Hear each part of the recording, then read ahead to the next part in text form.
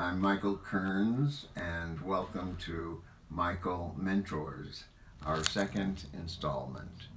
And I guess you're all getting prepared for your get out of jail card, get out of jail free card from Governor Gavin Newsom.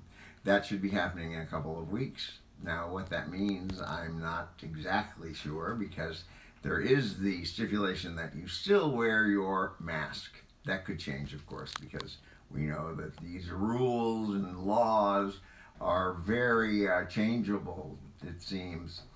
And I've been thinking about this, thinking about it because I've been working much of COVID. I've been working with dozens and dozens of people who have been in prison.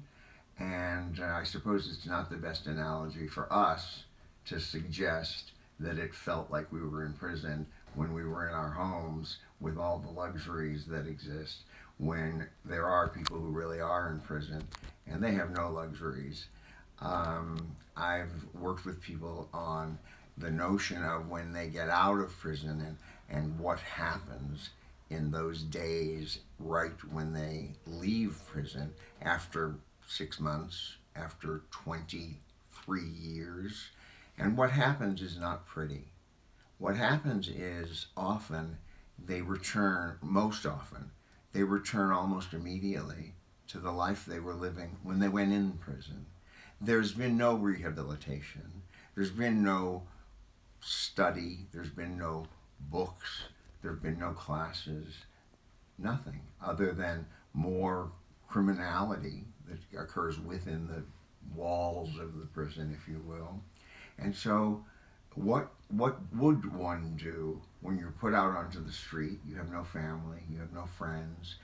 In some cases, you don't know. One man, Gordon, he didn't know how to use a phone. He didn't know the modern technology that existed because he'd been in for 23 years. And so he's out there. What's he to do? So of course, I would drink and use drugs if I was out there under those circumstances. They often go back literally to the place where they were when they went in and begin the same behavior. So this is very interesting. We, however, when we were in our quarantine, our lockdown, as it were, we had an opportunity to learn something. We had tools at our disposal to take us down roads we hadn't been down. Maybe we listened more. Maybe we began to garden. Maybe we had more family time.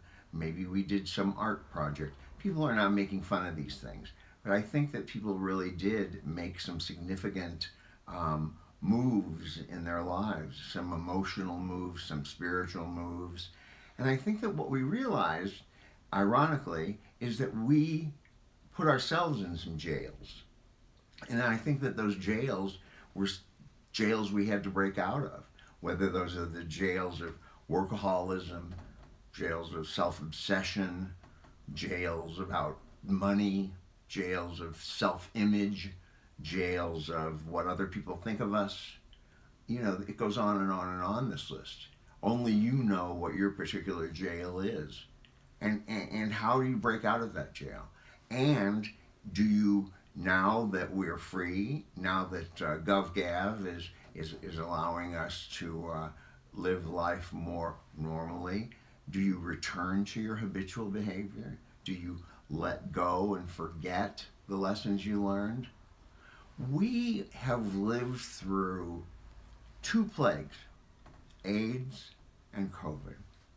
It seems that we have a responsibility to ourselves and to each other, to our families, to our loved ones, to those who have died, to the thousands and thousands who have died, to make change.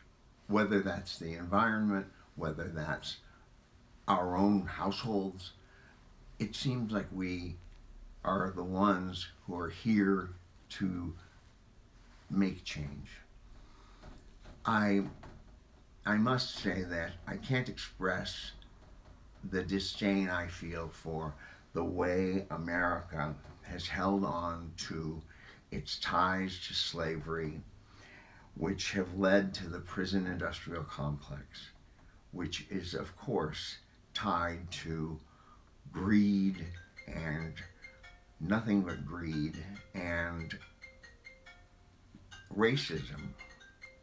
My brother was released from prison 8 months ago, and it again had that ironic situation.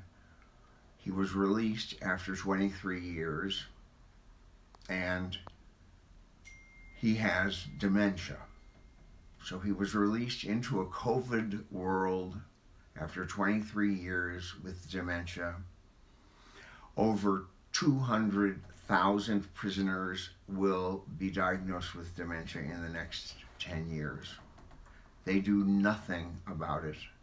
We are convinced he was released because he has dementia and the prison doesn't want to deal with it. They also, by the way, do not deal with COVID.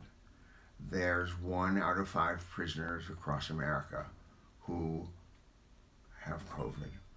So we have COVID, we have dementia, and these men and women are locked up. This is a tragedy beyond my comprehension. And when it hits you, when it hits your life, your family, your flesh and blood brother, there's nothing quite like it that you can justify or you can reconcile or you can make sense of. But I hope that this makes you think as it makes me think, and I hope that the entire thought process about what prison is something that you'll consider. The show, by the way, the show is called Released, Not Free, and it will live stream this Sunday, the 23rd at 5 p.m. It's a Skylight Live presentation. Go to skylighttheater.org. The keyword is Skylight Live. Thank you so much for tuning in.